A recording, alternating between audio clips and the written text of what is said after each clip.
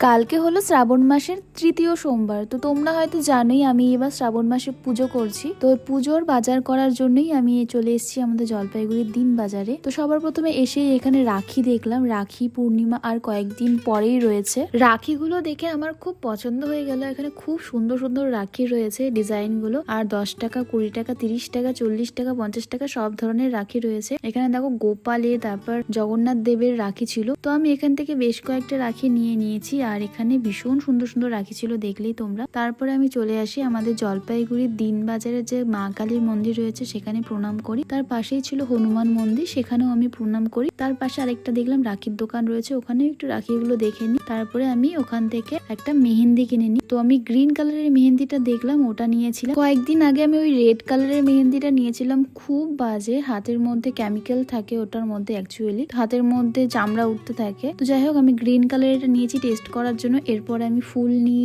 বেলপাতা নিই, বেল নিই। তারপরে এখানে তো ধুত্রা ফুল পাওয়া যাচ্ছিল, কলা আর আকন্দ ফুলের মালাও ছিল। ওখান থেকে আমি চলে আসি মুদিখানার দোকানে। মুদিখানার দোকান থেকে কয়েকটা জিনিস কেনার পর এখানে আরো ফলের দোকান ছিল। তো এখান থেকে টুকটাক মোটামুটি কয়েকটা ফল কিনে নিই। এরপরে দেখি সঙ্গীতারা জল্পেশ মন্দিরে যাচ্ছিল পুজো দিতে, তাও আবার পায়ে হেঁটে, দেখতেই পারছো তোমরা। তো দেখে খুব ভালো লাগলো। তারপরে আমি এখান থেকে আরো একটু ফুল নিই, আকন্দ ফুলের একটা মালা নিয়ে নিই আর গাঁদা ফুলের একটা চেন নিয়ে নিই। আজকের মতো সবাইকে টাটা এন্ড বাই।